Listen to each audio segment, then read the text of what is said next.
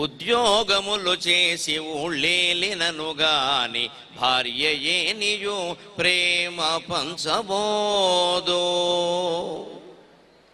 ఒక 20 ఏళ్లుగా ఆంధ్రదేశాన్ని ఒకే రకమైన సినిమాల వెల్లువ ముంచెత్తుతోంది. సినిమాల పేర్లు కూడా చాలా గమ్మత్తుగా ఉంటాయి. మనసు ఉంటే చాలు, మంచం అక్కర్లేదు, కంచం అక్కర్లేదు, నిన్నే పెళ్ళాడతా, వాడికి విడాకులు ఇస్తా, ఎందుకంటే అప్పటికే ఓ పెళ్ళి అయిపోయింది, ఏం చేస్తాం. కొంచెం ఇష్టం, కొంచెం కష్టం. సినిమా చూడాలని కొంచెం ఇష్టం, పూర్తిగా చూడడం కష్టం. అవును, వాళ్ళిద్దరూ ఇష్టపడ్డారు, అది చూసి మనం కష్టపడాలన్నమాట. ఇలాంటివన్నీ రకరకాల సినిమాలు చూసి నాకు ఒక అనుమానం వచ్చింది. మీరు కూడా సినిమాలు చూస్తారా? మీరు ఏదో సంప్రదాయవాదం అంటున్నారు, అవధానం అంటున్నారు, సహస్ర అవధానం అంటున్నారు, టీవీలు అంటున్నారు, ప్రవచనాలు అంటున్నారు, రామాయణం అంటున్నారు, భారతం అంటున్నారు, ఓ పక్క విదేశీ పర్యటనలు అంటున్నారు. ఈ మధ్యలో సినిమాలు చూస్తారంటే నేను మరీ ఎక్కువగా సినిమాలు చూడను, వారానికి 4-5, అంతకుమించి అవకాశం ఉండదు.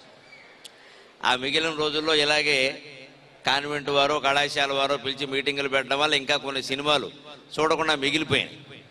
ఇవన్నీ చూశాక నాకు ఒక అనుమానం వచ్చింది. ఈ సినిమాల్లో తల్లిదండ్రుల ప్రేమలు ఉంటాయి, అప్పచెల్లెళ్ళ ప్రేమలు ఉంటాయి, అన్నదమ్ముల ప్రేమలు ఉంటాయి, భార్యాభర్తల ప్రేమలు ఉంటాయి, ప్రేయసీ ప్రియుల ప్రేమలు ఉంటాయి, ఎక్కువవే ఉంటాయి. ఇందులో ఏది నిజమైన ప్రేమ, ఏది చివరి వరకు నిలబడుతుంది అనేది విద్యార్థులంతా బాగా అనుభవజ్ఞులైన వాళ్ళు వెనకాల ఉన్నారు. ఏదో అనుభవం లేని పెద్దవాళ్ళ ముందు కూర్చున్నాం ఎక్కడ. అందుకని మిమ్మల్ని అడిగి తెలుసుకుందామని ఈ పద్యంతో మొదలు పెడుతున్నా. మనకు ఉండేటువంటి అనుబంధాలలో, ప్రేమలలో ఏది నిజమైన అనుబంధం, ఏది నమ్మదగిన ప్రేమ? ఉద్యోగములు చేసి ఊళ్ళేలినను గాని భార్యయే నీయు ప్రేమ పంచబోదు. భార్య భర్తని ప్రేమిస్తుంది. ఈ దేశంలో ఇంకా బాగా ప్రేమిస్తుంది. పూర్వం నుంచి మన సంస్కృతిలో భర్తే దైవం అని బాగా నేర్పారు. అందుకని ఎంత కాస్త వ్యతిరేక భావాలు వచ్చినా ఇప్పటికీ పాపం చాలామంది ఆడవాళ్ళు అలా భర్త దైవం అనే భావిస్తారు. అలా భావించబట్టే ఇంకా వాళ్ళను కురుస్తున్నాయి, సమాజం బాగుంది. అయినా భార్య భర్తను ప్రేమించే మాట నిజమే, కానీ 4 రూపాయలు సంపాదిస్తే ప్రేమించే విధానం వేరు. ఏమీ సంపాదించకుండా కాళ్ళు జాపేసి కూర్చుని ప్రేమించమంటే ఎవరు ప్రేమిస్తారు? మగాడన్నాక 4 రూపాయలు సంపాదించాలి కదా, బయటికి వెళ్ళాలి, ఏవో తేవాలి, కుటుంబాన్ని పోషించాలి. చేస్తే అయ్యో మా కుటుంబానికి ఈయన దిక్కు, ఈవేళ నేను పిల్లలు ఇంత సుఖంగా ఉన్నామంటే ఆయన 4 రకాలు సంపాదిస్తున్నారు కాబట్టి ఉన్నాం అని సహజంగానే అభిమానిస్తారు. ఆ అభిమానం ఎక్కువైతే ప్రేమ అవుతుంది, ఇంకా ఏదైనా అవుతుంది. కానీ సంపాదించకుండా ఎవరు ఏం ప్రేమించరు కదా, వాళ్ళని జాగ్రత్తగా చూసుకోకపోతే ప్రేమించరు కదా. అంటే భార్య ప్రేమలో షరతులు ఉంటాయి, ఏమి షరతులు లేని ప్రేమ కాదు. పోనీ ఈ భర్త అనే పెద్ద మనిషి తాళిగట్టిన పుణ్యానికి జీవితం అంతా ఏమైనా ఉచితంగా మనని ప్రేమిస్తాడా అంటే ఆడవాళ్ళు కూడా చాలా జాగ్రత్త పడాల్సిన విషయం. పొద్దున్న 5 గంటల నుంచి రాత్రి 10 గంటల వరకు ఈ మొగుడనే పెద్ద మనిషికి చెప్పే సేవలు, చెప్పకూడని సేవలు అనేక రకాలు చేస్తే ఊ అంటాడో ఆ అంటాడో, ఇంకెక్కడైనా ఊ అన్నాడేమో మనకేం తెలుసు కనుక మొగాడు అన్నవాడిని ఎవరిని నమ్మడానికి వీల్లేదు, నాతో సహా అనుమానం ఏం లేదు అందులో. అందుకని ఇవి అనుమానం వ్యవహారాలే. అడుగడుగున బడి మడుగులొత్తిన గాని పతిదేవుడు కటాక్ష భావమిడడు. అడుగులకి మడుగులొత్తడం అంటారు, తెలుగులో చక్కని జాతీయం అది. అడుగులు అంటే మన పాదాలతో మనం వేసే అడుగులు, అందరికీ తెలుసు. మడుగులు అంటే ఇస్త్రీ చేసిన చీరలు, వాటిని మడుగులు అంటారు తెలుగులో. మడుగు చీర ఎందు మసిదాకినట్లు అని అన్నయ్య గారు ప్రయోగం చేస్తాడు. కౌరవ వంశంలో దుర్యోధనుడు ఎలా పుట్టాడు అంటే తెల్లటి వస్త్రానికి మసిమరక అంటినట్టుగా వాడు పుట్టాడు. వాడు లేకపోతే ఈ వంశం అంతా ఎంత బాగుండేది అంటారు. అలాగా మన జీవితాల్లో కూడా ఎంత స్వచ్ఛమైన వస్త్రమైనా ఆ మసి మరక ఒకటి బంటింది అనుకోండి, ఇక వస్త్రం పాడైపోయినట్టే లెక్క. అలాగా ఆ మరకలు కూడా అంటకూడదని మడుగులు పట్టుకొస్తారు. మడుగు అంటే చెరువు కాదు, ఇస్త్రీ చేసిన బట్ట అని అర్థం పూర్వకాలం. అడుగులకి మడుగులు వత్తడం అంటారు. అందుకనే తర్వాత మడుగులు అంటే చెరువులను కూడా అర్థం వచ్చింది, వేరే విషయం నిజానికి. అందుకే మనకి తెలుగులో కూడా ఓ సామెత ఉంది, పండుగనాడు కూడా పాత మొగుడేనా అంటారు. పొరపాటు మాట. పాత మొగుడు కొత్త మొగుడు ఇద్దరు ఉంటారా? అది పాత మడుగేనా? ఆ మడుగు అనే మాట పొరపాటు పడి మొగుడైంది చివరికి. పండగ నాడు కూడా పాత మడుగేనా అంటే పండగ నాడు కూడా పాత బట్టలే కట్టుకోమంటావా, కొత్త బట్ట కొనే అవకాశం లేదా అని భార్య భర్తను అడిగింది. ఏ భార్య అయినా భర్తని పాత మొగుడు అని మాట్లాడుతుందా? నిజానికి జాతీయం మనం పొరపాటు మాట్లాడుతున్నాం. పాత మడుగేనా? మడుగు అనే మాట గా అటు డూ ఇటు అయ్యేసరికి మొత్తం అర్థం మారిపోయి అశ్లీలార్థం కూడా వచ్చింది చివరికి. అది పండుగ నాడు కూడా పాత మడుగేనా అంటే పండగ నాడు కూడా పాత బట్టలే కొట్టు కూర్చోవాలా? ఎవరైనా వినాయక చవితి కానీ, దీపావళి కానీ, దసరా కానీ, సంక్రాంతి కానీ పండుగ వచ్చిందంటే మొత్తం ఆడపిల్లలు, మగపిల్లలు, పెద్దవాళ్ళు, చిన్నవాళ్ళు, చివరికి యజమాని దగ్గర నుంచి నౌకరు వరకు అందరూ కొత్త బట్టలు కట్టుకోవాలని అనుకుంటారు. అందుకని పండగ నాడు కూడా పాత బట్ట కట్టు కూర్చుంటే ఎలాగయ్యా 10 మంది అడుగుతారు కదా అని ఒక భార్య పాపం ఒక మామూలు పేదరికంలో ఉండేటువంటి ఒక భార్య భర్తను అడిగింది. అలాగే అంతకంటే అందువల్ల వచ్చింది. అందుకని మడుగు అంటే ఇస్త్రీ చేసిన బట్ట అని అర్థం. అడుగులకి మడుగులొత్తరం అంటారు. పూర్వం మహారాజులు అంతఃపురాల నుంచి ఇలాంటి సభామందిరానికి బయలుదేరి వచ్చేటప్పుడు వారి అడుగులు ఎక్కడ కందిపోతాయో అని కింద ఇస్త్రీ చేసిన చీరలు పరిచేవారు. ఇప్పటికీ మాయాబజారు, గులీబా కావళ కథ లాంటి సినిమాలు చూస్తే ఓ 4 చీరలతో ఓ మనిషి సిద్ధంగా ఉంటాడు. అక్కడ ముందు బరుస్తూ ఉంటాడు, వాడు వెళ్ళిపోగానే వెనకాల మడతెడుతూ ఉంటాడు, మళ్ళీ బరుస్తూ ఉంటాడు. అలాగా అడుగులకి మడుగులొత్తినట్టుగా అంతంత సేవలు భార్య భర్తకి చేస్తుందండి. అనుమానం ఎలా? అడుగుల బడి మడుగులొత్తునగాని, అడుగడుగున బడి మడుగులొత్తినగాని, పతిదేవుడు కటాక్ష భావమిడడు. అడుగులకి మడుగులెత్తేలా భార్య ఈ దేశంలో భర్తకు అన్ని సేవలు చేసినా, ఎంతో నమ్మకంగా చేసినా ఈ భర్త ఏమంటాడో తెలియని పరిస్థితి. నమ్మలేం. అందులో ఇవాళ ఫేస్బుక్లు, వాట్సాప్లు, ట్విట్టర్లు, ఫోన్లు, స్మార్ట్ ఫోన్లు, ఐప్యాడ్లు, ఆవు పేడలు వచ్చిన తర్వాత ఎవరిని నమ్మకడానే లేకుండా పోయింది.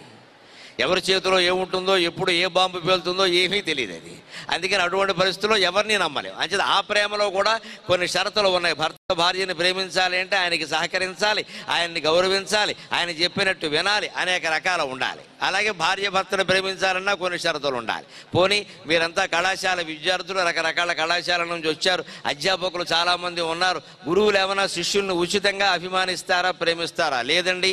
మా గురువులు కూడా కొన్ని స్వలాభాలు ఉన్నాయి. నేను అదే వృత్తిలో ఉన్నా. చదువులో సేవలో శ్రద్ధ చూపిన గాని గురు కటాక్షమును దొరకబోదు. బాగా చదివే వాళ్ళని, అలాగే మా గురువులకు లక్షణం ఉండదు, కాస్త సొంత పనులు కూడా చేసి పెట్టాలి. నాయన ఏమైనా సిమ్ కార్డు మార్చుకురావయ్యా, లేదా ఛార్జింగ్ చేసుకురావయ్యా, కొత్త ఆఫర్ ఏదో వేసేట్టు వేయవయ్యా, లేదా కాస్త సాయంత్రం సంతకెళ్ళే ఓపిక లేదు, కూరగాయలు తెచ్చి ఇంట్లో పడేవయ్యా, అమ్మగారు ఆనందిస్తారు అంటే కాస్త స్టూడెంట్ ఏమైనా పట్టుకొచ్చి మాకు ఆ సేవ చేస్తే పెట్ స్టూడెంట్ అని చెప్పకుండా ఓ 2 మార్కులు ఎక్కువ బారేస్తాం. మా మాయలు మాకు ఉంటాయి.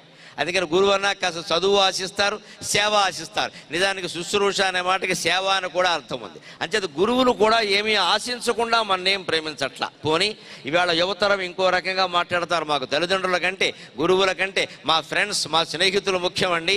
అమ్మ పిలిస్తే వెడతామో లేదో అనుమానంగానే, ఫ్రెండ్ మాత్రం మిస్డ్ కాల్ ఇస్తే పరిగెత్తుకుంటూ వెళ్ళిపోతామండి, ఖర్చులు పెట్టుకుని. వాడికి ఏం కావాలో అది చేసేస్తాం. అమ్మ ఏదైనా పని చెప్తే మాత్రం తర్వాత చూద్దాంలే, నాకే చెప్పాలా, తమ్ముళ్ళు లేడా అంటామండి ఖచ్చితంగా అని స్నేహితులను బాగా నమ్ముతారు. కానీ ఇవాళ స్నేహాలు కూడా అంత నమ్మదగినట్టుగా ఏం లేవు. ప్రత్యుపకారాల ఫలములందిన గాని ప్రాణమిత్రులునైనా పలుకమోరు. నీకు చేసిన ఉపకారానికి ప్రత్యుపకారం ఆశించకుండా ఎవరైనా మనతో జీవితాంతం స్నేహం చేయగలిగితే వాడు మనకి స్నేహితుడి కింద లెక్క. అంచేత 20 ఏళ్ల స్నేహాలు శాశ్వతం కాదు. 20 ఏళ్ల వయస్సులో ఏర్పడిన స్నేహాలు 60 ఏళ్ల వరకు నిలబడగలిగితే వాళ్ళు నిజమైన స్నేహితుల కింద లెక్క. ఇవాళ స్నేహాలన్నీ ఎలా ఉన్నాయంటే, మా ఇంటికి వచ్చావు మాకేం తెచ్చావు, నీ ఇంటికి వచ్చావు మాకేమి ఇచ్చావు, 2 వాడికే, మనకేం లేదు ఇక్కడ. వాడు మన ఇంటికి వచ్చినా మనమే ఇవ్వాలి, మనం వాడింటికి వెళ్ళినా వాడికి ఏదో పట్టుకెళ్ళాలి అని తన స్వార్థం ఆలోచించుకునేవాడు. కానీ నీ నుంచి ఏమీ ఆశించకుండా నీ కోసం నేను ఇది చేస్తాను అనేవాడు లేడు ఇక్కడ. అందుకని స్నేహాలు కూడా అలాగే ఉన్నాయి. పూర్వకాలం కృష్ణార్జునుల స్నేహంలా ఉండకపోతే పర్వాలా, కనీసం కర్ణ దుర్యోధనుల స్నేహంగా కూడా లేవు. మనకి ఎంతకాలం ఉంటాయో తెలియదు. ఇలాగ నమ్మకం లేని రకరకాల ప్రేమల మధ్యలో మనం నమ్మదగినటువంటి ఒకే ఒక ప్రేమ భగవంతుడి ప్రేమ. బాలాజీ కళ్యాణ మండపంలో ఉన్నాం. శ్రీ వెంకటేశ్వర స్వామి సృష్టికర్త, స్థితికర్త, లయకర్త. ఆయనది కానిది ఏదీ లేదు ఈ సృష్టిలో. పోనీ ఆయన ఏమన్నా ఈ జీవులందరినీ ఉచితంగా ప్రేమిస్తాడా అంటే అది అనుమానమే. కడకు భగవంతుడైన యోగాగ్నియందు కమలిపోయిననే గాని కానబడడు. 8 ఏళ్ల ధ్రువుడి దగ్గర నుంచి 80 ఏళ్ల భీష్ముడి వరకు ఎన్ని తపస్సులు చేస్తే, ఎంత నిరాహార దీక్ష చేస్తే, ఎంతగా నీరసించిపోతే, కృంగిపోతే, కృషించిపోతే, తాపత్రయపడితే, చివరికి శిరచ్ఛేదానికి తల తెంచుకోవడానికి కూడా సిద్ధపడితే భగవంతుడు దర్శనమిచ్చాడండి. అంత తేలిగ్గా ఏమైనా భగవద్ దర్శనం అవుతుందా? అంత భగవంతుడు కూడా మన నుంచి ఏదో ఒక తపస్సు దీక్ష ఆశిస్తున్న ఈ సమాజంలో మన నుంచి ఏమీ ఆశించకుండా మనకి దక్కుతున్నది ఒకే ఒక ప్రేమ. తనకు పుట్టుటే చాలు అదే ఘనతయనుచు, తనకు పుట్టుటే చాలు అదే ఘనతయనుచు, మనల ప్రేమించును ఒక తల్లి మాత్రమవని.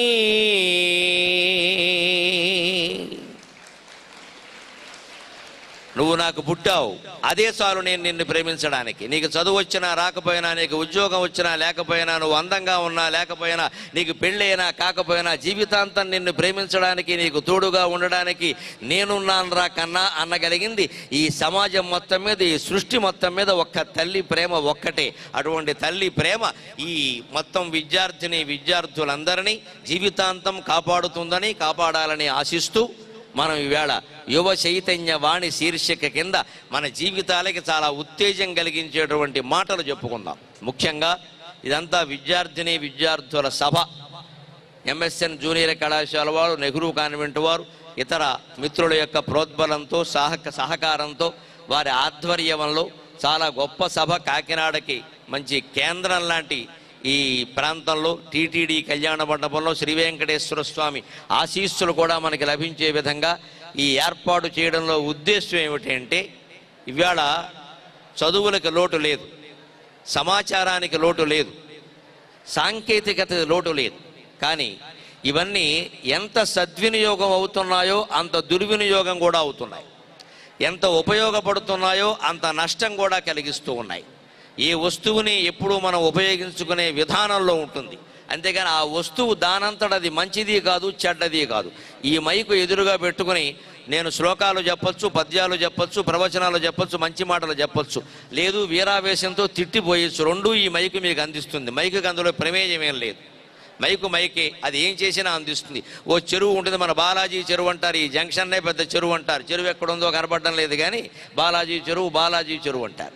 ఆ చెరువు ఉంటుంది. చెరువులో ఒక ఆయన, ఓ బ్రాహ్మణుడు సంధ్యావందనం చేసుకుంటాడు, అర్ఘ్యప్రదానం చేస్తాడు. ఇంకొక ఆయన వచ్చి బట్టలు ఉతుక్కుంటాడు. ఇంకొకళ్ళు వచ్చి బిందె నీళ్లు బట్టి కెడతారు. ఇంకొకడు ఇంకో కార్యక్రమానికి వాడుకుంటాడు. చెరువును రకరకాలుగా వాడుకుంటారు. చెరువుకు దాంతో సంబంధం లేదు. అందరికీ ఉపయోగపడమే దాని లక్షణం. ఎప్పుడు సాంకేతిక శక్తి, సమాచార విప్లవం, విద్యుత్తు, అనేక రకాల శక్తి, విద్యుత్ శక్తి, అణుశక్తి, అవన్నీ ఎటువంటి ఈ మైకు లాంటివి, ఆ చెరువు లాంటివి. మనం ఉపయోగపడ్డాన్ని బట్టి మనకు ఉపయోగపడతాయి తప్ప దానికి ప్రత్యేకమైనటువంటి శక్తి ఉండదు. దీనివల్ల మంచి జరుగుతుంది కానీ చెడ్డ జరగదని మనం చెప్పలేం. సరిగ్గా విద్య కూడా అటువంటిది.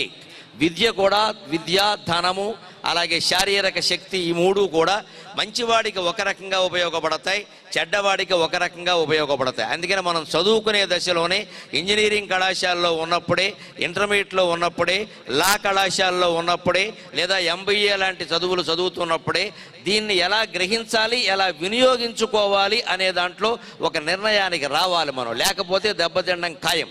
విద్యా వివేకాయ ధనం వదాయ శక్తి పరేషాం పరపీడనాయ కలస్య సాధోర్విపరీతమేతతు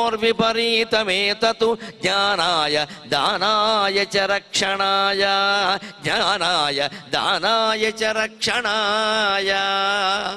విద్యా సంపద, బల సంపద, ధన సంపద, ఈ మూడు సంపదలు ఎవరికైనా ముందు శారీరక సంపద, బలం, అది ఉండాలి. మనకి ఏదైనా అపకారం జరిగితే మనం ఎదుర్కోగలగాలి. ఎవరినో రమ్మని పిలవడం కాదు అక్కడ, అది ఉండాలి. అలాగే తెలివితేటలు ఉండాలి, విద్యా సంపద. ఇవన్నీ ఉన్నా డబ్బు లేకపోతే దండగే. ఈ రోజుల్లో డబ్బు ఉండి తిరాలి. మనకు అవసరమైన డబ్బు మన దగ్గర ఉండాలి. ఎక్కువ ఉంటే ఎప్పుడు ఈ విద్య కూడా ఎక్కువ ఉన్నా నష్టమే ఏదో అంటారు కానీ బాగా చదువుకున్న కొద్దీ ఊరికే గడ్డిమీట్లాగా జ్ఞానం పేరుకుపోతుంది. దేన్ని ఆచరించడు. ఒక్కోటి ఉంటాడు, నేను 14 ఎంఏలు కట్టానంటాడు. జీవితంలో ఏదైనా చిన్న సమస్య వస్తే ఎదుర్కోలేడు. 14 ఎంఏలు దేనికి పని లేక ఎంఏ అని వాడు పలకలేనని ఎంఏలు రాసుకుందుకు ఉపయోగిస్తుంది. అందుకే వెనకడకొకడు 10th క్లాస్ ఫెయిల్ అయ్యాట, 3వసారి ఫెయిల్ అయ్యాడు, 4వసారి ఫెయిల్ అయ్యాడు. అలా తప్పుతూనే ఉన్నాడు వరుసగా. గజనీ మహమ్మద్ దండయాత్రలాగా అలా చేస్తూనే ఉన్నాడు వరుసగా. ఎప్పటికీ వశ్యం కావట్లా. కానీ మనిషి పెరిగిపోతున్నాడు. 6 అడుగులు పెరిగాడు. వాడికి అందరూ చూసిన వాళ్ళందరూ వీడికి ఓ 30 ఏళ్ళు ఉంటాయి అనుకుంటున్నారు. నిజంగా మనిషి కూడా అలాగే ఉన్నాడు. వయసు కూడా 25. కానీ 10వ తరగతిలోనే ఉండిపోయాడు. అందుకని వాడు అనుకున్నట్టు అందరూ అడిగితే 10th ఫెయిల్ అయ్యా అంటే అనుమానంగా ఉందని ఓ మాట కనిపెట్టాడు. చదువు లేదు కానీ ఇతర తెలివితేటలు వేరే ఉన్నాయి వాడికి. ఎవరన్నా అడిగితే ఎంఏ అనడం మొదలెట్టాట. వెంటనే ఎంఏ అంటే నమ్మేస్తారు, అంత పొడుగున్నాడు కాబట్టి ఇంకెవరూ మాట్లాడట్లా. వాడి ఫ్రెండ్ ఒకడున్నాడు స్నేహితుడు, వాడు అడిగాట, ఏమిట్రా నువ్వు 10th క్లాస్ తెప్పావు, ఎంఏ అంటే ఏమిటంటే, ఎంఏ అంటే అందరూ మాస్టర్ ఆఫ్ ఆర్ట్స్ అనుకుంటారు, నా దృష్టిలో అది కాదు, ఎంఏ అంటే మళ్ళీ అదే అన్నట్టు. వాడు నేనేం చదువుతున్నానో అదే, అందుకని ఎంఏ అని చెప్పాను. నేనేం అబద్ధం వాళ్ళ, నా దృష్టిలో ఎంఏ అంటే మళ్ళీ అదే, నేను మళ్ళీ 10th క్లాసే చదువుతున్నానన్న విషయాన్ని నేను అలా చెప్పాను. వాడు వేరుగా అనుకుంటే నాకేమన్నట్ట, దానికేముంది, తెలివితేటలు ఉండాలి కానీ ఎలాగైనా మాట్లాడచ్చు, దానికేముంది. అమలాపురంలో అమ్మన్నగారని ఒక ఆయన ఉన్నారు, ఇప్పటికే వాళ్ళ కుటుంబీకులు అక్కడ ఉన్నారు. ఆయన బాగా అన్నదానాలు చేసేవాడు, డొక్కా సీతమ్మ గారిలాగా ఆయన అన్నదానాలు చేసేవారు. అయితే అంత ఆస్తులు ఎదిగానే చేసేవారు. వాళ్ళ ఇంటికి ఒకసారి ఒక ఆయన పెద్ద మనిషి ఎవడో వచ్చేట. సరే వాళ్ళు ఎవరో అడిగే అలవాట్లేదు, వస్తే ఆయనేమో ఆ నూతి దగ్గరికి ఎడతాడు, కాళ్ళు కడుక్కుంటాడు, ఆవిడేమో వడ్డించేస్తుంది. అతిథులు వచ్చారని ఇంకెందరూ చుట్టాలా ఎవరని ఏమి అడగరు.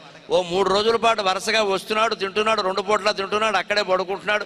ఈయనకు అనుమానం రాలేదు, ఆయన భార్యకి అనుమానం రాలేదు, కానీ బావమరిదికి అనుమానం వచ్చింది. ఎందుకంటే బావమరుదులు బతకగోరతారని ఓ సామెత ఉంది. బావమరుది ఇంట్లో ఉన్నాడు, ఆయనకి అనిపించింది కొంచెం అక్కగారి సొమ్మిలా పాడైపోతుంది, ఈ బ్రాహ్మడేమో వచ్చిన వాళ్ళకల్లా భోజనాలు పెట్టేస్తున్నాడు, ఆవిడకేమో నడుము పడిపోతుంది, చేసి పెట్టలేకని ఈయన్ని అడిగట, ఏమండి అమ్మన్నగారు ఏమవుతారు, అమ్మన్నగారు ఏమవుతారు అన్నట్టు. అంటే ఆయన మామూలుగా ఇలా చూసి మేనమావండి అన్నట్టు. అంటే ఈయన ఆయనకి మేనమావనే కదా, మరి ఆయన పేరు అమ్మన్నగారు కదా, అమ్మన్నగారు ఏమవుతారు, అమ్మన్నగారు ఏమవుతారంటే మేనమావ అన్నట్టు. ఈయనకు అనుమానం వచ్చింది, నేను అమ్మన్నగారు బావమరిదిని కదా, ఆయనకి మేనమావ ఉన్నట్టుగా నాకు ఎప్పుడూ చెప్పలేదు, ఈయనకి మేనల్లుడు ఒకడు ఉన్నట్టుగా నాకేం చెప్పరా, వీడేమో మేనల్లుడు అంటున్నాడు, మా బావకి ఆడపడుచుంటే మాకు తెలియదా, మేము ఆడపడుచు లాంఛనాలు ఇయ్యమా అని ఆవిడ దగ్గరికి వెళ్ళి అడిగాట. అక్క ఈయనేమో మీ ఆడపడుచు కొడుకుంటున్నాడు, అమ్మన్నగారు ఏమవుతారంటే మేనమావ అన్నాడు. అంటే ఒరే నాకు ఆడపడుచులే లేరురా, కొడుకులు ఎక్కడి నుంచి వస్తారు, అయినా ఎందుకురా 2 పూటలు భోజనం పెట్టడం కోసం ఎందుకమ్మా ఈ చుట్టరకం అంటే. ఈయన వెళ్ళి బావగారిని అడిగట, బావా నీకు ఈయన ఏమవుతాడంటే నాకేమీ కావడరా అన్నట్ట. మరి అదేమిటి, ఆయనేమో నువ్వు మేనమావ అంటున్నాడంటే ఏమోరా ఎందుకన్నాడో నాకేం తెలియదు అన్నట్టు. వెళ్ళి వాడిని అడిగట, ఆయన నీవు మేనమావని చెప్పావు కదా, అలా చెప్పేమంటే ఏం చుట్టరకం లేకుండా అంటే నువ్వేం అడిగావు నన్ను అన్నట్ట. అంటే అమ్మన్నగారు ఏమవుతారు, అన్నగారు ఏమవుతారు, మేనమావే కదా, నేను ఆ విషయమే చెప్పాను అన్నట్ట. ఆయన పేరు అమ్మన్నగారు అవ్వడం వీడికి బాగా కలిసి వచ్చింది. అందుకని నువ్వేమన్నావు, అమ్మ అన్నగారు ఏమవుతారు, అమ్మ అన్నగారు ఏమవుతారంట. అమ్మ అన్నగారు నీకేనా నాకేనా మేనమామే, అందుకనే మేనమావని చెప్పా. ఆయన నా మేనమావని నేను చెప్పలేదుగా అన్నాడు. తెలివితేటలుంటే ఇంత బాగా ఉపయోగపడతాయి. ఈ ఒక్క మాట కారణంగా వాడు 3 రోజులు శుభ్రంగా 6 పూట్ల మేసేసాడు అక్కడ. అనుమానం వల్ల ₹1 డబ్బు కట్ల. ఇలాంటి తెలివితేటలు ఉన్నవాళ్ళు చాలామంది ఉంటారు. తెలివితేటలు కేవలం ఎలాగైనా ఉండేది. అందుకని విద్యను ఉపయోగించే విధానం వేరు, ధనాన్ని ఉపయోగించే విధానం వేరు, శారీరక బలాన్ని ఉపయోగించే విధానం వేరు. మనం సంస్కారవంతులం కావడం ఎందుకు అవసరం అంటే విద్యా వివాదాయ ధనం మదాయ శక్తి పరేషాం పరపీడనాయ. ఇవాళ విద్య చాలామంది చేతుల్లో వివాదానికి కారణమవుతోంది. వివాదం. మీరు ఇవాళ వాట్సాప్ తీయండి, ఫేస్బుక్ తీయండి, ట్విట్టర్లలో రకరకాల వ్యక్తులు పెడుతున్న వ్యాఖ్యానాలు చూడండి, ఎన్ని వివాదాలు రేకెత్తిస్తున్నాయో.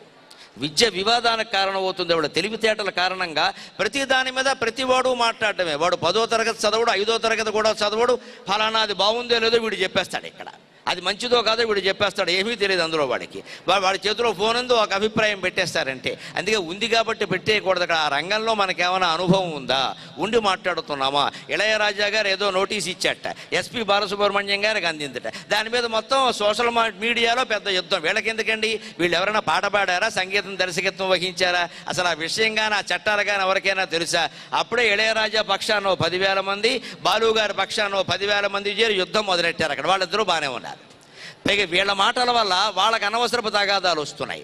ఏమీ తెలియని వాళ్ళందరూ రంగంలోకి వస్తారు. విద్యా వివాదాయ అంటే అర్థం అదే. తెలివితేటలు ఉన్నా లేకపోయినా చేతిలో స్మార్ట్ ఫోన్ ఒకటి ఉంది కాబట్టి ఊరికే నొక్కగానే పైనుంచి కిందకు వస్తూనే ఉంటాయి కాబట్టి అలాగా శుభ్రంగా తిప్పుకుంటూ పోవడమే. ఇవాళ 10 లేదు, రాత్రి 11 కాదు 12 అయినా పిల్లలు పడుకోట్ల. ఒకవేళ తల్లిదండ్రులు వెళ్ళి ఎరా పడుకోన్నామనికే పడుకున్నప్పుడు దుప్పటి ముసికెడతాడు. కానీ ఒక అరగంటలో తండ్రి వచ్చి మళ్ళీ చూస్తే ఆ దుప్పట్లోంచి ఒక దివ్యకాంతి కనబడుతూ ఉంటుంది. విశ్వరూప సందర్శన యోగం అని ఒక యోగం, అలా దివ్యకాంతి కనపడుతూ ఉంటుందని. తండ్రికి అనుమానం వచ్చి టక్కన దుప్పటి తీసాడు అనుకో, వాడు అప్పటికప్పుడు ఏం నొక్కుతాడో తెలియదు, వాళ్ళ అమ్మా నాన్న ఫోటో ప్రత్యక్షం అయిపోతుంది అక్కడ. ఏమిట్రా 1 గంటకి ఏదో ఫోన్ చూస్తున్నావు అంటే, ఏం లేదు నాన్నగారు, అమ్మని మిమ్మల్ని దుప్పట్లో పెట్టుకుని ఆరాధిస్తున్నా అంటాడు వాడు. నాయన భక్తి ఉంటే ఎదురుగానే తగులొడ్డాం కదా, మాకు వచ్చి నమస్కారం చేసుకోవచ్చు కదా, అంటే దుప్పట్లో ఆరాధించడం ఏమిట్రా అంటే తోమాల ఆరాధనలాగా, ఆర్జిత సేవలలాగా దుప్పట ఆరాధన అంటారండి దీన్ని, మీకు ఏమైనా అభ్యంతరమా అంటాడు. అది నిజమైన నమ్మేసి తండ్రి మళ్ళీ దుప్పటి కప్పేసి పక్కకి వెళ్ళాడు అనుకోండి, మళ్ళీ ఓ నొక్కుతాడు, వెంటనే గర్ల్ ఫ్రెండ్ ప్రత్యక్షం అవుతుంది అక్కడ. ఆ ఆరాధన వేరుగా ఉంటుంది ఖచ్చితంగా. వారు 1 గంటకు మేలుకుంటారు, వీరు 1 గంటకు మేలుకుంటారు. ఫోన్ కంపెనీల వాళ్ళు చాలా తెలివైన వాళ్ళు, వారందరికీ ఉచితంగా సౌకర్యాలు కల్పిస్తారు. సమాజం చెడిపోవడానికి ఎంత చెయ్యాలో అంతా అందరూ చేసేస్తున్నారు. కానీ బాధపడదగిన విషయం ఏంటంటే సంస్కారం లేకపోవడం వల్ల చెరువు ఎండిపోతోంది. ఎవరి చేపలు వాళ్ళు పట్టేసుకుంటున్నాం, చాలా తీవ్రంగా ఉంది పరిస్థితి. నైతికత అనే చెరువు ఎండిపోతోంది, కానీ ఎవరి చేపలు వాళ్ళు పట్టేసుకుంటున్నాం. ఫోన్లు అమ్మేవాడు అమ్మేస్తున్నాడు, వాడేవాడు వాడేస్తున్నాడు, ఉచితంగా ఆఫర్లు ఇచ్చేవాడు ఇచ్చేస్తున్నాడు, రకరకాలుగా చేసేవాళ్ళు చేసేస్తున్నారు. సమాజం ఏమైపోతాయి ఏమంటున్నాం. చివరికి ఆ సమాజంలోనే మన పిల్లలు కూడా ఉండడం వల్ల ఆ సమస్య మనకే వస్తుంది ఖచ్చితంగా. అంచేది విద్య ఉన్నది, తెలివితేటలు ఉన్నది వివాదం కోసం కాదు, జ్ఞానాన్ని పెంచుకోవడానికి ఉపయోగించాలి. అలాగే ధనం మదాయ, డబ్బు ఉంటుంది. కొందరు అదృష్టవంతులు, మహాకవి శ్రీశ్రీ అంటాడు, మీ జీవితం వడ్డించిన విస్తరి అంటాడు, మాకు తినడానికి ఆకే లేదు అంటాడు. ఈ దేశంలో కొంతమంది పుట్టగానే కోటీశ్వరులు, వాళ్ళు కోటీశ్వరుల కడుపున పుడతారు, వాళ్ళు వెండి ఉయ్యాలలో ఊగుతారు, బంగారపు చెంచాతో వారికి వెన్నపోసి తినిపిస్తారు, అదృష్టవంతులు, బాగానే ఉంది. కానీ వాళ్ళ దాన్ని నిలబెట్టుకోరు. ఆ ధనబలంతో చిన్నప్పటి నుంచే పిచ్చి పిచ్చి వ్యవహారాలన్నీ మొదలు పెడతారు. 2 గురిని వెంటేసుకుని తిరగడం, వాళ్ళ ఫోన్ బిల్లులన్నీ వీడు పెట్టుకోవడం, వాళ్ళ హోటల్ బిల్లులన్నీ వీడు పెట్టుకోవడం, చివరికి ఈ బిల్లు అంతా పట్టుకెళ్ళి తల్లిదండ్రులకు ఇవ్వడం మొదలు పెడతాడు. దానికి తోడు ఇవాళ డబ్బు కూడా లేదు. 500 నోట్లు, 1000 నోటు ఎలాగో రద్దు చేశారు. 2000 నోట్లు, 500 నోట్లు ఏటీఎంలో పెడితే రావట్లా. అందుకని సులభంగా ఏం చెప్పారు ఉపాయం? క్రెడిట్ కార్డు, డెబిట్ కార్డు అన్నారు. అది వచ్చిన తర్వాత డబ్బు విలువ తెలియకుండా పోతుంది. ఎందుకంటే క్రెడిట్ కార్డు మీరు ఇలా గీకినప్పుడు వచ్చే శబ్దం వినండి, చాలా బాగుంటుంది. షిక్ షిక్ షిక్ అని వస్తుంది. సరిగ్గా తిరుపతిలో గుండు గీసేటప్పుడు 3 నాట్లు పెడతాడు, షిక్ షిక్ షిక్ అని మొత్తం గీసేస్తాడు తర్వాత. అది ఇది ఒకటే. తిరుపతిలో తిరుక్షవరానికి క్రెడిట్ కార్డుకి తేడా ఏంలా. ఇలా గీకాక ఓ 3 నెలల గీకాక వాడు ఇంత పొడుగు కాగితం ఒకటి పంపిస్తాడు ఇంటికి. అది భారత రాజ్యాంగం అంత పొడుగుంటుంది, మనకు అర్థమయ్యేది కాదు. ఏది ఎందుకు వాడేమో మనకి తెలియదు. అప్పటికి ఎకరం పొలం అమ్మేయాల్సి వస్తుంది మొత్తం అంతా, తండ్రి బాకీ ఉన్న పాపానికి. క్రెడిట్ కార్డు వాడడంలో జాగ్రత్తగా ఉండకపోతే ఇంత ప్రమాదం ఉంది. అంచే ధనం మదాన్ని పెంచకూడదు, మనలో ధనం సంస్కారాన్ని పెంచాలి. కనీసం డబ్బులు జేబులో పెట్టుకుని వాడుకుంటే, మాకు ఎప్పటికీ పెద్దవాళ్ళకి డబ్బులు వాడడమే అలవాటు. జేబులో పర్సు ఉంటుంది, అందులో 500 100 ఏ నోట్లు ఉంటాయి ఆ నోట్లు ఉంటాయి. దేనికైనా 500 నోటు తీసామనుకోండి, 500 ఇది సంపాదించాలంటే ఎంత కష్టపడాలి. ఇందుమీ లక్ష్మీదేవి బొమ్మ ఉంది, గాంధీ గారి బొమ్మ ఉంది. ఈ బొమ్మ సంపాదించాలంటే నేను ఎంత కష్టపడాలి, నా తల్లిదండ్రులు ఎంత కష్టపడ్డారు. మా నాన్నగారు ఉద్యోగం చేసే రోజుల్లో 100 రూపాయలకు ఉద్యోగంలో చేరారు. ఆయన రిటైర్ అయ్యాక 20,000 కూడా లేదా ఆయన జీతం. ఎంత విలువ 500 అంటే ఆయన కొంచెం ఆలోచిస్తాం. ఏమీ ఆలోచించే అవకాశం లేకుండా ఓ అట్టమొక్క మన చేతిలో పెట్టారు ప్రభుత్వం వారు. దాన్ని గీకాక ఏమైందంటే కొన్ని మిషన్లు, దొంగ మిషన్లు వచ్చాయి. మన పాస్వర్డ్ కూడా అందులోకి ఎక్కిపోతుంది అనుకోకుండా. ఎప్పుడు క్రెడిట్ కార్డు అనేది మనం స్వయంగా ఏదైనా కొన్ని ప్రత్యేకమైన సంస్థల్లో ఇస్తే వేరు, కానీ షాపింగ్ మాల్స్కి వెళ్ళినప్పుడు క్రెడిట్ కార్డు ఇచ్చాము అంటే ఎన్ని సైబర్ నేరాలు జరగాలో అన్ని సైబర్ నేరాలు జరుగుతున్నాయి. మనం జాగ్రత్తగా ఉండాలి. అంతర్జాతీయంగా సంస్థలు పనిచేస్తూ ఉన్నాయి. ఊరికి చేతిలో ఉంది కదా అని వాడేసుకుంటే సరిపోలా. నిన్నగాక మొన్న హైదరాబాదులో ఒక కుటుంబం మొత్తాన్ని కారు ప్రమాదంలో చనిపోవడానికి కారణమైన వ్యక్తి 15 ఏళ్ల 2 లక్షల లిమిట్. వాళ్ళ తల్లిదండ్రులు ఇద్దరు హైకోర్టులో అడ్వకేట్స్, ఇద్దరు లాయర్లకి సంబంధించిన ఒక కుమారుడు 15 ఏళ్లవాడు, మైనరా, అతని కారు డ్రైవింగ్ లైసెన్సా, అతనికేమో 2 లక్షల క్రెడిట్. వాడికి ఔచిత్యం తెలుసా? శుభ్రంగా తాగి తందనాలు ఆడాడు, అడ్డంగా డ్రైవింగ్ చేశాడు, వెళ్ళి ఎవరినో డివైడర్ను గుద్దేశాడు, కారు బోల్తా పడింది. వెనకాల 4-5 ఏళ్ల అమ్మాయి సహా, తండ్రి సహా మొత్తం కుటుంబంలో 4-5 చనిపోయారు. ఈ మధ్యనే మనకి తెలియని విషయం కాదు ఇది. ఇంతంత ప్రమాదాలు జరుగుతున్నాయి డబ్బు దుర్వినియోగం వల్ల. అంచేత ధనాన్ని గర్వించడానికి, దుర్వినియోగానికి కాకుండా ఎలా వినియోగించాలో తెలుసుకోవాలి. అలాగే శరీర బలం ఉంటుంది కొంతమందికి. ఇవాళ చాలా మందికి తగ్గిపోయిందిలండి. ఎవడు సరిగ్గా తినడం లేదుగా. ఉప్పు లేదు, పప్పు లేదు, కూర లేదు, చారు లేదు, ఏమీ లేదు, అంతా చప్పిడి తిండి మొదలు పెట్టాం. పొద్దున 2 దొండకాయలు, మధ్యాహ్నం 2 బెండకాయలు, పైగా ప్రతిదానికి లెక్కేసుకుని చచ్చిపోతామేమో, అన్నీ తిన్నా కూడా చచ్చిపోతాం, ఏమీ తిన్నా కూడా తినకపోయినా చచ్చిపోతాం. ఇది ఒకటి మొదలెట్టాం. అందుకని ఓపికలు ఎవరికి లేవు. ఇవాళ ఎవరైనా కొడుకులు ఉన్న వాళ్ళే కోడళ్ళని తెచ్చుకుందామంటే కోడళ్ళు ఎలా ఉంటున్నారు అంటే వెదురుగడల్లో ఉంటున్నారు ఒక్కొక్కడు. ఎక్కడ 1/2 కేజీ మాంసం లేదు ఏ ఆడదాని ఒంట్లో కోసినా సరే. వీళ్ళు పిల్లల్ని కనడానికి ఎలా పనికొస్తారో నాకు అర్థం కావట్లా. రేపొద్దున గర్భం ధరించాలి, పిల్లల్ని కనాలి, ఇద్దరిని కనాలి. అందరూ తాటాకు బొమ్మకి జాకెట్ వేసినట్టే ఉంటున్నారు, అనుమానం ఏం లేదు. ఇంకా మొత్తం తాటాకు బొమ్మలే. పూర్వం ఆ వయసు వస్తే 16 ఏళ్ళ అమ్మాయి ఇస్తే కోనసీమ కొబ్బరి మొక్కలా ఉండేది శుభ్రంగా. చూడగానే అబ్బాయి ఎదుగున్నాడు రా, వాళ్ళ ఇంటికి వెళ్ళి పిల్లని అడుగుదామనిపించేది. ఇవాళ ఎవ్వరూ ఆడపిల్ల ఒంట్లో 1/2 కేజీ మాంసం లేదు, ఎందుకంటే తినరు. ఇదివరకు చేతులతో తినేవారు, ఈ మధ్య వేళ్లతో తింటున్నారు. ఇంకా ఈ మధ్యన గోళ్లతో తింటున్నారు. కొంచెం ఊరికే ఇలా ఇలా ఇలా ఎక్కడ లావైపోతామో అని తిండి మానేయడంతో మొత్తం తెలివితేటలు కూడా పోయి చదువుకునే వయస్సులో శుభ్రంగా తినాలి. యువకులు ఉండబట్టి చెబుతున్నా, విద్యార్థి వయస్సులో పాలు తాగాలి, పెరుగు తినాలి, వెన్న తినాలి, నెయ్యి శుభ్రంగా వేసుకుని తినాలి. ఎందుకంటే కృతేన వర్ధతే బుద్ధికి. మీలో చాలామంది ఈవేళ జ్ఞాపక శక్తి లేక బాధపడుతున్నారు. నాకు జ్ఞాపకం లేదు అంటున్నారు. నేను ఇదే కాకినాడలో సూర్యకళా మందిరంలో 25 రోజుల పాటు సహస్రావధానం చేసి విద్యార్థులు కాదు విద్వాంసులు కూర్చొని ఉంటే 1000 మందికి 20 రోజుల్లో 1000 పద్యాలు చెప్పి చివర ఒకే రోజున 1000 పద్యాలు అప్పగించగలిగాను. ఇదే కాకినాడలో జ్ఞాపక శక్తి ఆధారంగా. ఇదే లక్ష్మీ తులసి గారు, ఆదినారాయణ దంపతులు ఆవేళ నన్ను ఆర్థికంగా సాయం చేసి ఆదుకున్నారు. అంతకంటే మానసికంగా ధైర్యంగా నాకు తోబుట్టువులాగా ఆవిడ ధైర్యంగా నిలబెట్టారు. నన్ను వారెవ్వరి ఉపకారాలు నేను మర్చిపోలా. అందుకే ఆ ఇల్లాలు ఫోన్ చేయగానే మీరు పిలవగానే రావడం నా ధర్మం అమ్మా అని చెప్పాను నేను. నాకేదో ఖాళీ ఉంది లేదు అనే సమస్య కాదమ్మా, మీరు మా తోబుట్టువు లాంటి మనిషి, మీరు నన్ను జీవితంలో ఏ విధంగా ఎప్పుడు ఎలా ఆదుకున్నారో నాకు బాగా తెలుసు, ఎంత ప్రోత్సాహం ఇచ్చారో. మీ ఇంటికి రావడం నాకు ఆనందం అమ్మా, నేను వస్తున్నాను పెట్టుకోండి అని చెప్పాను నేను. ఎప్పుడు చేసిన ఉపకారాలు మనం మర్చిపోకూడదు. ఆవేళ వాళ్ళ ప్రతిభను చూశారు. అంత 1000 పద్యాలు జ్ఞాపకం పెట్టుకున్న మనిషిగా నేను చెబుతున్నా, మా ఆరోగ్య రహస్యం, మా జ్ఞాపక శక్తి రహస్యం మీరు నమ్మండి నమ్మకపోండి, నెయ్యి, పాలు, పెరుగు, వెన్న శుభ్రంగా తినండి, ఏమీ కాదు. నెయ్యి తినని వాడికి జ్ఞాపక శక్తి పెరగదు. ఊరికే బొట్టు వేసుకుంటే కుదరదు. పప్పులో నెయ్యి, కూరలో నెయ్యి, వేపుడులో నెయ్యి, చారులో కూడా ఒక బొట్టు నెయ్యి వేసుకోవాలి. నెయ్యి ఎప్పుడు వేసుకోవాలి, పోసుకోకూడదు చెప్పాం కదా అని. అతి దేనికి పనికిరాదు. పోసుకుంటే కొవ్వు పెరుగుతుంది. మొత్తం పూర్వం నుంచి మన సమాజంలో బ్రాహ్మణులు 82 పన్నాలు ఉండేటువంటి వేదాన్ని పుస్తకంతో పని లేకుండా తలకిందులుగా అప్పగించగలుగుతున్నారు. కొన్ని వేల ఏళ్లుగా బ్రాహ్మణులు వేద విద్యను కాపాడారు అంటే వాళ్ళ విజయ రహస్యం ముద్దపప్పు, నెయ్యి. ఇవి మా ఎన్నికల గుర్తు. బ్రాహ్మణ సంఘానికి అనుమానం ఏం మొహమాట పడదు, లేకపోతే ఎలా మిగులుతాయండి. అందుకని విద్యార్థిని దశలో ఉన్న వాళ్ళందరూ నెయ్యి వేసుకోవాలి, వెన్న తినాలి, పాలు తాగాలమ్మా. కాఫీ టీలు కాదు, కూల్ డ్రింకులు అసలే పనికిరావు. పాలు తాగాలి. పాలు ఎంత బాగా తాగితే అంత, వెన్న ఎంత తింటే అంత, నెయ్యి చక్కగా ప్రతిదాంట్లో ఓ బొట్టు అలా అన్నం తిన్నట్లు 4 ఆదరవుల్లో 4 సార్లు వేసుకుంటే కృతేన వర్ధతే బుద్ధికి శాస్త్రం చెబుతాం స్పష్టంగా. అది బలం పెరుగుతుంది, జ్ఞాపక శక్తి బాగా పెరుగుతుంది. అందుకని ఆ రకంగా బలం పెంచుకోవాలి. ఎందుకయ్యా అంటే మళ్ళీ పరపీడనాయ, ఇతరుల్ని పీడించడానికి కాదు, బలహీనుల్ని కాపాడడానికి మన శరీర బలం ఉపయోగపడాలి. మన స్నేహితుల్లోనే ఎవరైనా బలహీనులు ఉంటారు, పేదవాళ్ళు ఉంటారు. వాళ్ళకి ధనవంతుల వల్ల బలవంతుల వల్ల అపకారం జరుగుతుంది. వెంటనే నేను వెళ్ళి ఏమీ లేనివాడు అనుకుంటున్నావు, వాడు నా ఫ్రెండ్, వాడు చేతికి వస్తే తోలు తీస్తా, చెయ్యి విరిచేస్తా అని చెప్పగలగాలి. కాస్త మనకి బలం ఉన్నందుకు కావలసింది. అలా చెబుతున్నాడు శ్లోకంలో స్పష్టంగా. విద్యా వివాదాయ ధనం మదాయ శక్తి పరీషాం పరపీడనాయ కలశ సాధోర్ విపరీతమేతతు జ్ఞానాయ దానాయ చ రక్షణాయ. అంటే విద్యావంతుడైన వాడు తన విద్యని వివేకం ఉంటే 10 మందికి జ్ఞానాన్ని దానం చేయడం కోసం ఉపయోగిస్తాడు, లేదా వివాదాలు పెట్టుకుందుకు ఉపయోగిస్తాడు. అలాగే ధనబలం ఉన్నవాడు వివేకం ఉంటే ఆ ధనాన్ని 10 మందికి దానం చేయడానికి, ఉపకారం చేయడానికి ఉపయోగిస్తాడు. లేదా మదం ఎక్కి ఆ ధనంతో అనవసరపు ఖర్చులన్నీ పెట్టి అనవసరపు వ్యాపారాలన్నీ చేసి అనవసరంగా అప్పుల పాలైపోయి తల్లిదండ్రులను కూడా బాధ పెడతాడు. అలాగే బలవంతుడైన వాడికి వివేకం ఉంటే తన బలాన్ని బలహీనుల రక్షణ కోసం వినియోగిస్తాడు.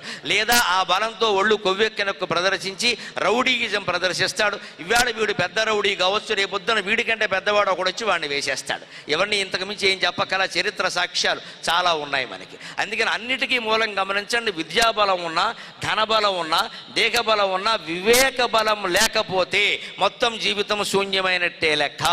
అందుకే యువతరానికి ఆదర్శమూర్తి వివేకానందుడు. వివేకం ఒక్కటే మనకు ఆనందాన్ని ఇస్తుంది ఖచ్చితంగా. వివేకం ఉంటేనే ఆనందంగా ఉంటాం. డబ్బు ఉంటే ఆనందంగా ఉంటాం లేదు, విద్య ఉంటే కూడా ఆనందంగా ఉంటాం లేదు, బలం ఉంటే కూడా ఆనందంగా ఉంటాం లేదు. వేదమే స్పష్టంగా చెప్పింది. న కర్మణ న ప్రజయా ధనేన త్యాగేనైకే అమృతత్వమానసు.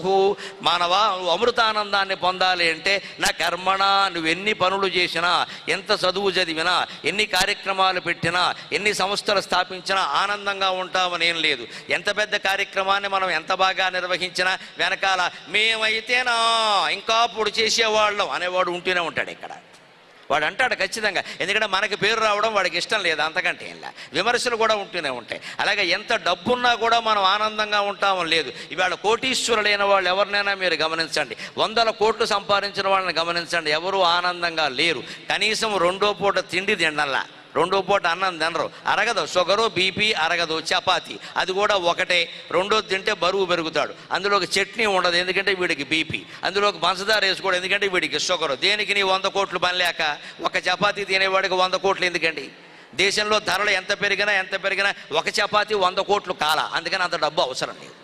మనం తినడంలా, మనం కట్టుకోవడంలా. కోటీశ్వరులైన వాళ్ళ బట్టలు మీరు చూడండి, ఊరికే తెల్ల ప్యాంటు తెల్ల చొక్కా వేసుకుంటాడు. మన నాయకులు అందరూ అంతే, అంతకుమించి వేసుకోరు. స్వచ్ఛంగా ఉండాలి, స్వచ్ఛంగా ఉండరు. ఈ డ్రెస్ ద్వారా ఉన్నారని మనం అనుకుంటాం, అదొక మాయ. అందుకని తెల్ల బట్టలు వేస్తారు, ఏదో చేస్తారు, అలా కనపడతారు, అంతేగాని స్వచ్ఛంగా ఉంటారని.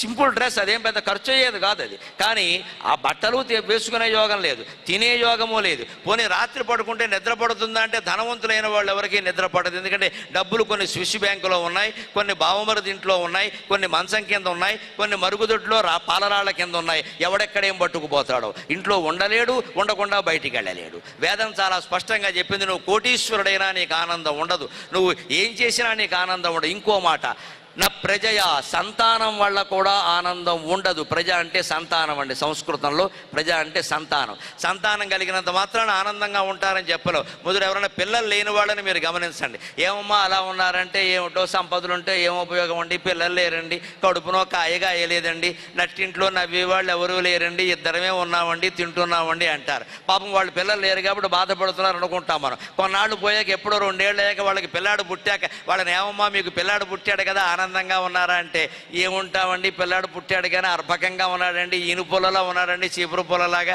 ఆరోగ్యం బాగాలేదండి, రోజుకో రోగం అండి, ఉంటాడో పోతాడో, పుట్టకుండా ఉన్నా బాధపడేదండి, బాగుండేదండి అంటారు వెంటనే. అంటే అనారోగ్యం బాధ కూడా వచ్చింది కదా, పుట్టకపోతే ఈ గొడవ లేదు కదా. అందుకని ఆ పైగా పోయిన వాడు ఆరోగ్యాలు తీరిపోయాక ఓ 4 ఏళ్ళు అయ్యాక వెళ్ళి, ఏమండి మీ అబ్బాయి బాగున్నాడు కదా, పండులో ఉన్నాడు అని ఆనందంగా ఉన్నారా అన్నాడండి. లేదండి, వాడిని ఈ మధ్యనే బడిలో వేసామండి, వాడు చదివేది యూకేజీ అండి, వాడి వీపు మీద 10 కేజీ అండి, చద్దన్నం ప్యాకేజీ అండి, వాటర్ బాటిల్ లీకేజీ అండి, చచ్చిపోతున్నాడండి అని చెబుతారు. ఇన్ని చేసినా సరే వాడు మ్యాథ్స్లో డల్. యూకేజీకి డల్ ఏమిటండి నా తలకాయ, యూకేజీకి డల్లా, దానికి ఒక శోషణ, దానికి వచ్చి మాస్టర్ని అడగడమా. మా వాడు లెక్కల్లో డల్ అండి, వాడి ముద్ర మనస్సులో ఈ డల్ అనే మాట పడిపోయింది. ఈ అడిగేవాడే పెద్ద డల్ అసలు అనవసరంగా. యూకేజీకి డల్ ఏమిటి, అంత యాతన పడిపోక్కర్లేదు. 7వ తరగతి 8వ తరగతి కూడా ఉంటే అనుకోవచ్చు. యూకేజీలో ఉండే లెక్కలేమిటి, అందులో డల్ ఏమిటి, కంగారు తల్లిదండ్రులకు అప్పుడే. మావాడు ఇక్కడ యూకేజీలోనే వాడు యూకేకి ప్రెసిడెంట్ అయిపోవాలి, బ్రిటన్ ప్రెసిడెంట్ అయిపోవాలి, ఇండియాకి కూడా కాదు, ఎందుకంటే వాడు యూకేజీ అంతే. అంతంత ఆశలు పెట్టుకున్నాక ఏమవుతాయి వాడు అందుకని అప్పుడు ఆనందం. పోనీ ఇంకా 4 ఏళ్ళు పోయాక మీ వాడు 5వ తరగతిలో క్లాస్ ఫస్ట్ వచ్చేట్టు కదండి, ఆనందంగా ఉన్నారా అంటే, ఏముందండి ఇదేముందండి, 5వ తరగతిలో ఎవరన్నా వస్తారు, 10th క్లాస్ ముఖ్యమండి, అందులో రావాలండి. వాడు అప్పుడు ఆనందం లేదు. 10th క్లాస్లో కూడా వాళ్ళకి మంచి ర్యాంక్ వచ్చాక మీరు వెళ్ళి 10th పాస్ అయ్యాడు కదమ్మా, మంచి ర్యాంక్ వచ్చింది, మీ వాడు ఫోటో పేపర్లో కూడా వచ్చిందంటే, ఇదేముందండి అసలు కీలకం ఇంటర్మీడియట్ అండి, ఎంసెట్ అండి, అది అవ్వాలండి, 10th క్లాస్ ఏముందండి అనేస్తాడు వెంటనే. ఆ ఎంసెట్ కూడా అయ్యాక వెళ్ళి అడిగితే, ఎంసెట్ అయితే వచ్చే సరిపోయిందండి, మంచి ర్యాంక్ రాలేదండి, 6 అంకెల్లో వచ్చిందండి, 7 అంకెల్లో వచ్చిందండి, ఏం ఉపయోగం అండి అంటారు వెంటనే. ఆ మంచి ర్యాంక్ కూడా వచ్చిన తర్వాత వెళ్ళి అడిగితే, మంచి కాలేజీలో సీట్ రావాలి కదా అంటారు. అది కూడా వచ్చాక మీరు ఆనందంగా ఉన్నారా అంటే, మంచి చదువు పూర్తయి మంచి ర్యాంక్ రావాలి కదా అంటారు. అది కూడా వచ్చాక మీరు ఆనందంగా ఉన్నారా అంటే, మంచి కంపెనీలో ఉద్యోగం రావాలి కదా అంటారు. ఉద్యోగం వచ్చింది కదా అంటే, టీసీఎస్లో రాలేదండి, ప్యాకేజీ కొంచెం తక్కువ అండి, మా తోడోళ్ళు గారి అబ్బాయి కంటే మా అబ్బాయికి తక్కువ. అసలు బాధ అది, వీడికి తక్కువ అని కాదు, వాడికి ఎక్కువ. అసలు విషయం అది, మా తోడోళ్ళు గారి అబ్బాయి కంటే మా అబ్బాయికి తక్కువ అండి ఈ బాధ. అప్పుడు వాడికి ఆ జీతం కూడా బాగా వచ్చాక, నెలకో 2 లక్షల జీతం, ఏకంగా సంవత్సరానికి 24 లక్షల ప్యాకేజీ ఉన్నాక, మీ అబ్బాయికి జీతం కూడా బాగుంది కదా అంటే, పెళ్ళవలేదండి, అది ఒక్కటే ఉండిపోయిందండి. మళ్ళీ అదో బాధ. పెళ్ళైన తర్వాత వెళ్ళి అడిగామనుకోండి, ఏమైనా సుఖంగా ఉన్నారంటే, మా కోడలు నీళ్ళు వేసుకోలేదండి. ఇది ఇక్కడికి వెళ్ళింది మొత్తం. అసలు ఈ పెద్దవాడు అత్తగారు నీళ్ళు వేసుకోకుండా ఉండుంటే ఈ గొడవ ఉండేది కదా, అసలు గొడవ లేదు.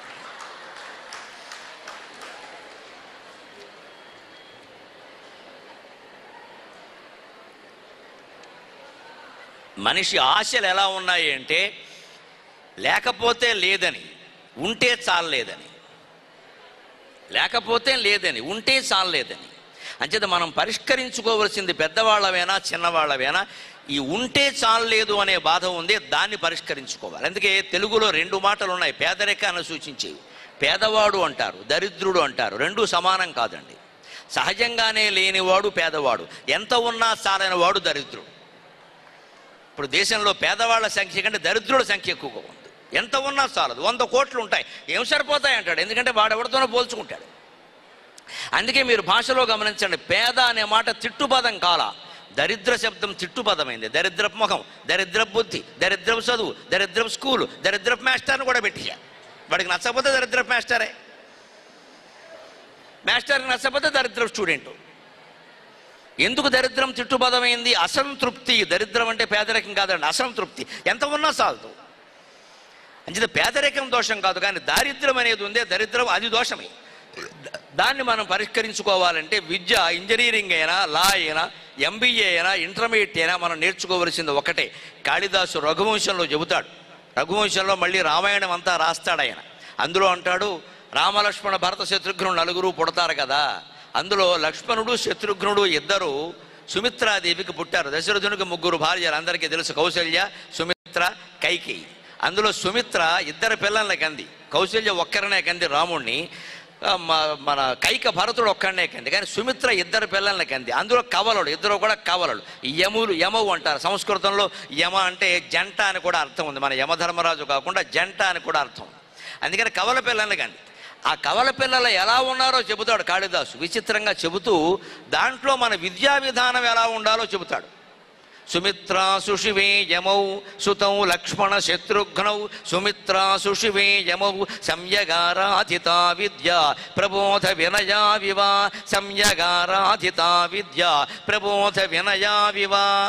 సుమిత్ర 2 పిల్లల్ని కంది, కవల పిల్లల్ని. వాళ్ళిద్దరూ ఎలా ఉన్నారంటే విద్య పూర్తి చేసినటువంటి విద్యార్థిలో ఉండే 2